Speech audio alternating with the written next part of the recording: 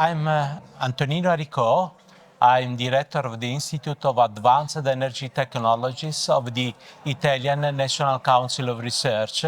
You know that what could be very appealing for the future are hydrogen technologies that minimize or more important, do not make use of critical raw materials.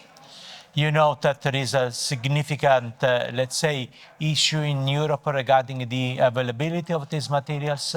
And as we discussed during the meeting, this is important in terms of energy independence and energy security for EU countries. So we need to have technologies that do not make use of critical raw materials. And in the case of hydrogen production, I'm referring to anion exchange membrane electrolysis technologies. These are based on cheap electrocatalysts, like based on iron and nickel, and cheap hydrocarbon membranes. So we can produce green hydrogen using technology that is characterized by very low capital costs. So, and of course, the cost of hydrogen, the final cost of hydrogen is affected by the cost of renewable energy.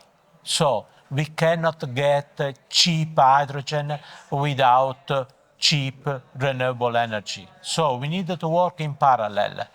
We need to, let's say, increase the diffusion of renewables in order to decrease the cost of renewable energy, and in parallel work on these cheap hydrogen technologies. Once we get this green hydrogen, there are several, of course, fields where this can be applied. The premium market at the moment for green hydrogen is, of course, regarding the hard-to-abate sector.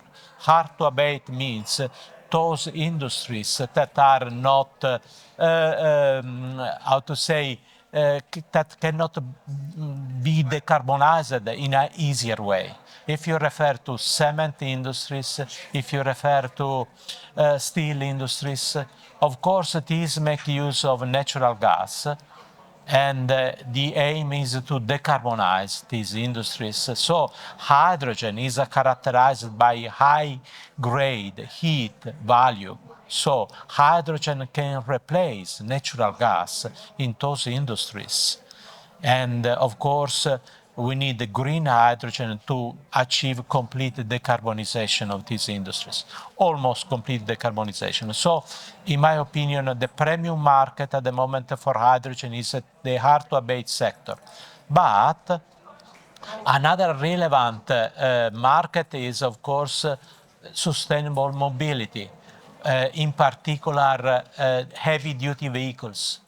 For heavy-duty vehicles, the use of batteries is of limited application because of the low energy density of batteries. So, batteries are excellent for a city car, but probably not for a train, for an electric train, or for boats, for ships. In those cases, for aircraft, in those cases, hydrogen technologies are characterized by much higher energy density and especially fast refueling. You know, you can refuel a hydrogen bus in, let's say, 5 minutes. But in the case of electric bus based on batteries, you need much more time.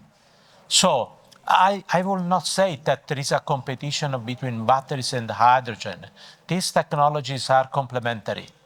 And this means that in some cases we need also hybrid technologies where fuel cells can work as a range extender of batteries.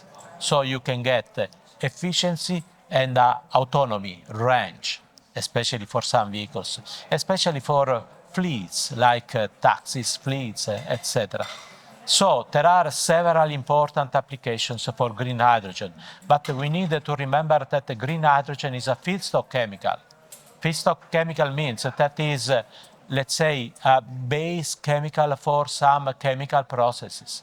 Synthesis of ammonia. You need hydrogen to synthesize ammonia.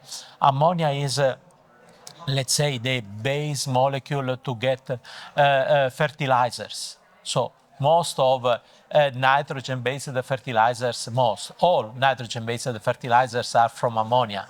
And to synthesize ammonia, you need a hydrogen. But in the future, it cannot be hydrogen from fossil fuels, must be green hydrogen. So strong impact on agriculture, on the new agriculture, on the future of agriculture, and also plastics. You know, methanol is obtained from syngas. Syngas is made of hydrogen and carbon monoxide, but methanol is a base molecule to produce some polymers, plastics. So we can make use of green hydrogen, and of course we can recycle carbon dioxide into carbon monoxide, combine it with the green hydrogen, and get methanol. So we can consider that hydrogen is a feedstock chemical. That means green hydrogen has immediate application in the chemical industry to replace gray hydrogen, fossil hydrogen. So there are so many relevant applications already available now for green hydrogen. But the main issue is to decrease the cost of green hydrogen.